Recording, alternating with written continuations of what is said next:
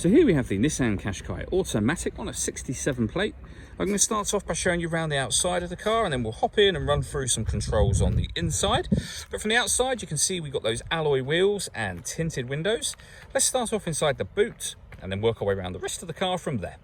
So as we approach the boot, you can see we have reversing sensors, plenty of boot space as well, along with that 60-40 split folding rear seat should you wish to increase this space even further.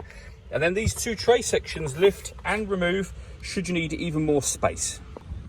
Okay, so we're just going to work our way back round to the front of the car, and then we'll hop in and run through some controls on the inside. But now that we've done a full circle of it, you can see it's in excellent condition the whole way round. Just briefly before we climb in, I think it's what we're seeing the interior from this exterior point of view.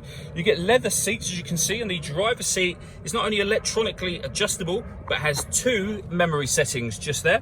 Besides that, there's plenty to run through in this car, so let's hop in and we'll do that right now. Okay, so now that we're inside the car, we're going to start with the dials. On the left-hand side, we have the rev counter, and on the right-hand side, the speedometer and fuel gauge. In the middle, you can see the total miles for this car, which is 16,739. And then above that, we have a digital readout for the speedometer. The information displayed there can be changed using buttons on the steering wheel. There's various different pieces of information available, as you can see. And they include audio, your satellite navigation, fuel economy, eventually back round to the beginning again. And to make those adjustments, you just need to use these buttons here. We also have stereo controls over that side of the steering wheel. On the right-hand side, we have cruise control and speed limiter. And also phone controls, including voice activation for your phone just there. Of course, you can't use those until such time as you set the phone up, and that is done on the touchscreen over in the center here. So you hit the phone icon, and then you'll hit connect down here, and then follow instructions on screen, pair new device, and go from there.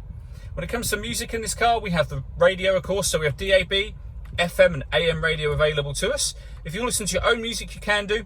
You can do that via the CD player just there, auxiliary input, USB input, and you can stream your music wirelessly via Bluetooth audio as well. So plenty of ways to listen to your music. This car's also got satellite navigation, which is accessed via the map button just there. There's a full video showing how that works that you can find both on our website and also on our YouTube channel.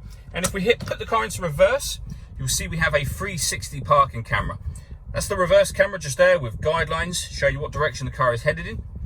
That shows the car in the space that it's in at the moment. If we press the camera button, we get a few extra options. So we have a front-facing camera and the same bird's eye view, or a front-facing camera and the front passenger side wheel view. So very easy to park with those cameras, and it does go a couple of steps beyond that.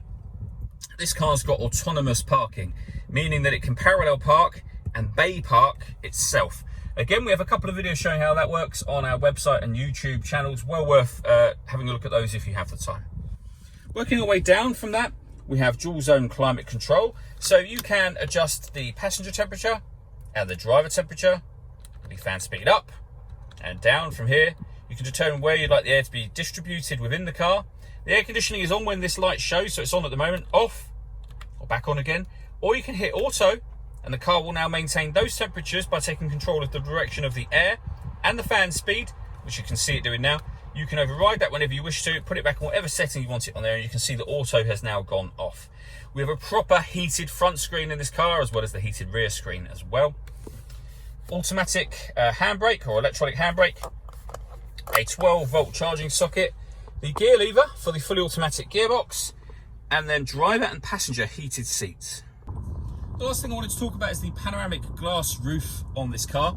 There's a button just there. If we give that a push, the sunblind will now open all the way to the back of the rear seats, and as you can see, that lets in a huge amount of extra light.